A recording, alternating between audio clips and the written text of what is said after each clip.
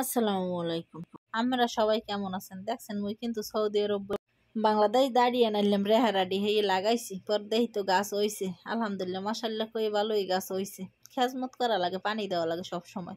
Saudi আরব তো আবার অনেক গরমের লেগে পানি দেওয়া লাগে, পানি না দিলে একটু সসরা দিয়ে মরে যায়। এই পেশে আবার লাগাইছি, দেখছেন এই তরমুজ গাছ লাগাইছি, শশা গাছ লাগাইছি, বরবটি গাছ, এই শাম্মাম গাছ, পুঁই শাক, এই আছে আবার লাউ গাছ, মুগদাসে আবার কয় কদু। হ্যাঁ, এই কদু গাছ লাগাইছি, দুইয়ে তৈলি কদু গাছের আগা কাটিয়ে দিলে দুই তিনটে এরকম আগা বাইরে, তাই মোর মনে আনলে না একটু বড় স্পোর কাটিয়ে দিছি, যাও খেপার দেখি বাইরে আলহামদুলিল্লাহ।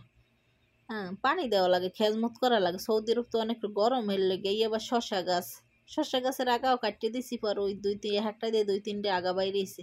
এইটি আবার শাম্মাম গাছ। সৌদি আরব বা যারা বিদেশ থাকে, এখন বাংলাদেশেও সবাই চেনে শাম্মাম।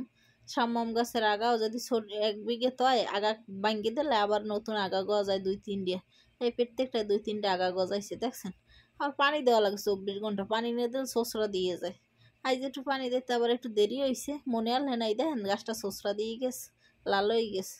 এককালে মোর কষ্ট লাগিয়ে গেছে দেখি, অনেক যত্ন করে গাছগুলোরে বড় বানাইতেছি। এই যদি এরকম সোসরা দিয়ে যায় মরে যায়, তাই কষ্ট লাগে না কন?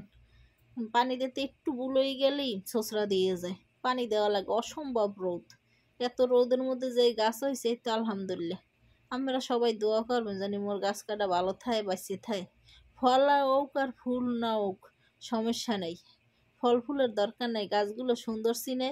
হ্যাঁ, এইগুলো বাঁচিয়ে থাকলে বাইবে বা দেখতে ভালো দেখা যাইবে আলহামদুলিল্লাহ। এই ভালো।